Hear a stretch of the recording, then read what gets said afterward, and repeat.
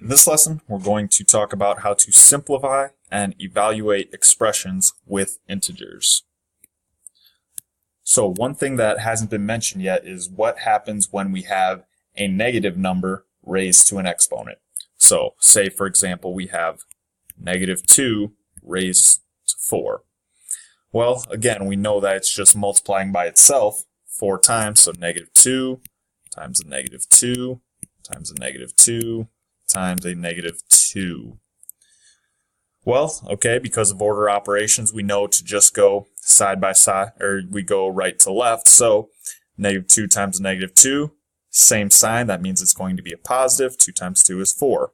Multiply by a negative 2 and then negative 2. We'll do that one more time. 4 times a negative 2, well, they're opposites, so now we know it's going to be negative. 4 times 2 is 8, multiplied by a negative 2. And then, again, one more time, a negative times a negative, oh, that's going to be a positive. 2 times 8 is 16. So, negative 2 raised to the 4 is equal to 16.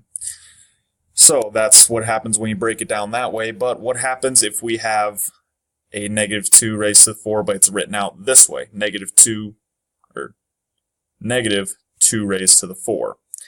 Now, this is completely different than a negative 2 raised to the 4. Those are not equal to each other.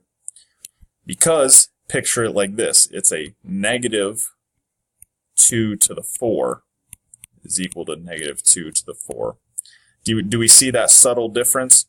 When we have in parentheses negative 2 raised to the 4, that is negative 2 times itself 4 times. Where 2 raised to the 4 with a negative out front, that's just 2 raised to the 4, keeping that negative out front. So we would write that as negative 2 raised to the 4 is equal to a negative 2 times 2 times 2 times 2.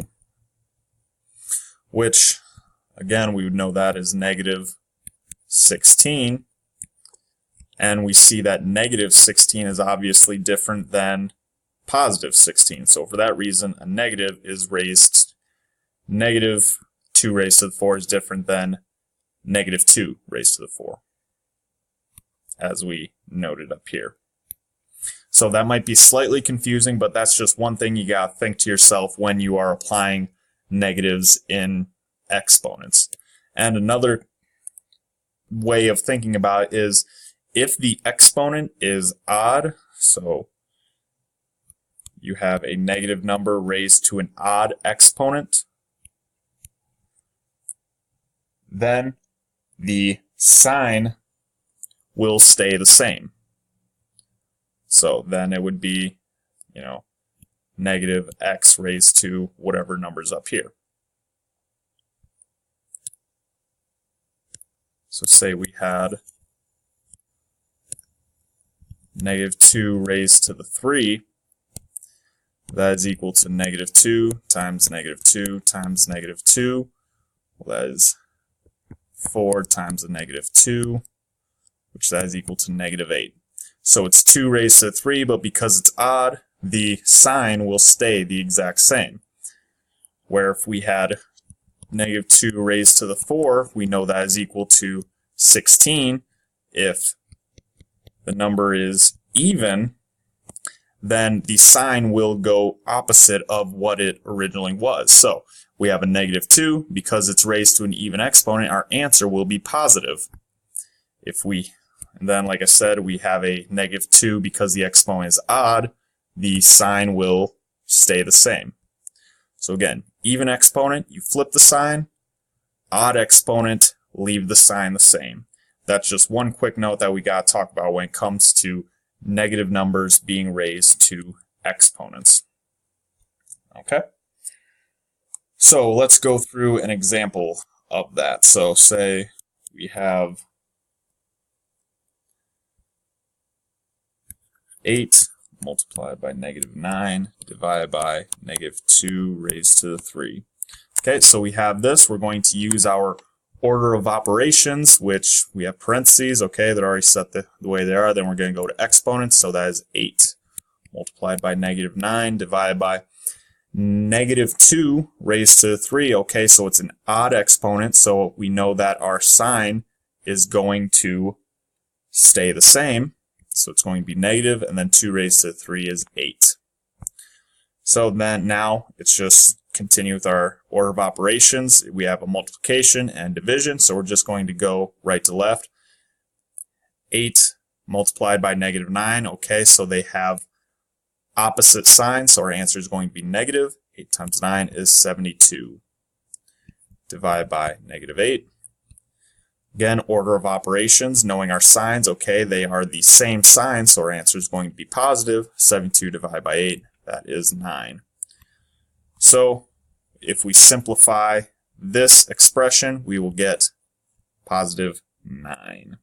I'll give you guys a chance to work through one on your own. See if you can simplify this expression. And I'll give you time to work on that on your own right now.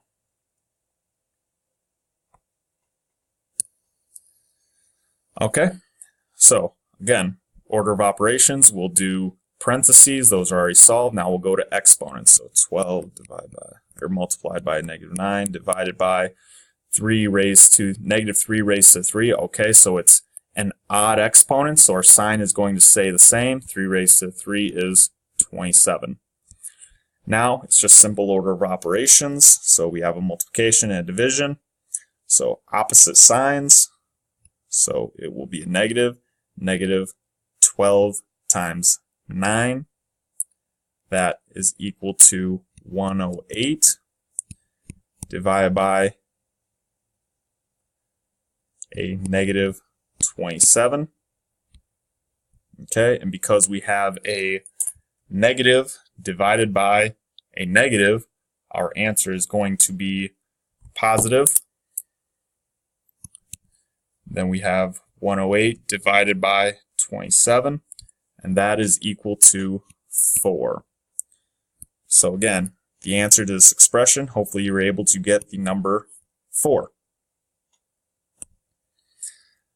Then the last thing we're going to talk about in this lesson is evaluating variables in an expression. Okay, so now we've evaluated variables with expressions with a single variable. Now we're going to do it when we have two variables. So we have an x and a y in the equation. So say we are given the equation 4x squared minus 2xy plus 3y squared. We have that equation, and we're given that x is equal to 2 and y is equal to a negative 1. So now this is just like evaluating expressions, only now we have two different variables, but our steps are the exact same. So I'm going to write out the original equation, but I'm going to put parentheses where my variable values will go. So where an x is right here, that's a 2. We have another x, so that's just a 2. And now a y, which is a negative 1, plus a 3y, negative 1, squared. I hope everybody sees how we did that. Again, we just wrote the original equation, only now we plugged in the values for our variables into the equations. So now that we have the values in there, we just simply solve the equation. So again, order of operations, no parentheses, so we're going to go to exponents, and we'll just work them left to right.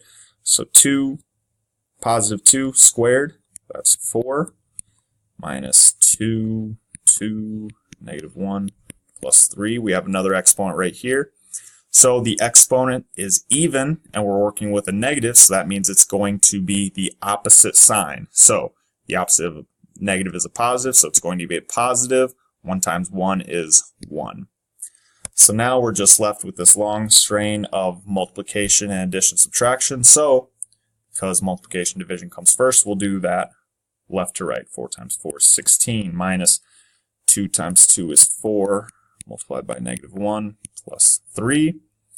Again, we'll continue with the multiplication. A negative times a negative, well, that makes it a positive 2, plus 3.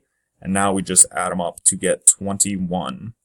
So everybody can see how, given this expression, and the value for these variables, once we plug in the value of these variables into this expression, we can simplify it down to the answer of 21. So given that, now I'll just give you guys one to work on your own.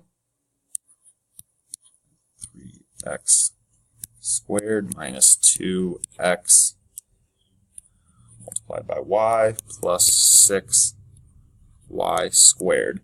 Given that x is equal to 1 and y is equal to -2. I'll give you guys a chance to work on that on your own right now.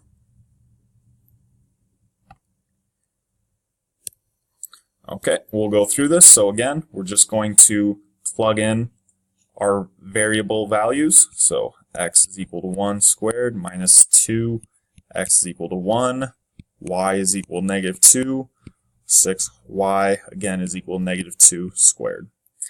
Order of operations, we have no parentheses, so let's go to exponents. So 3, 1 squared is 1, minus 2, 1, -2, plus 6. We have a negative exponent we have a negative number raised to an even exponent, so that means it's going to be the opposite, so it's become positive. 2 squared is 4. Now we're going to do multiplication, so 3 minus 2, -2, plus 6 times 4 is 24. Do another set of multiplication, negative times a negative, that makes it positive 4, plus 24. Now we add that out, gives us 31. So hopefully, given this expression and these values for the variables, if we evaluate the expression for those values, we get an answer of 31.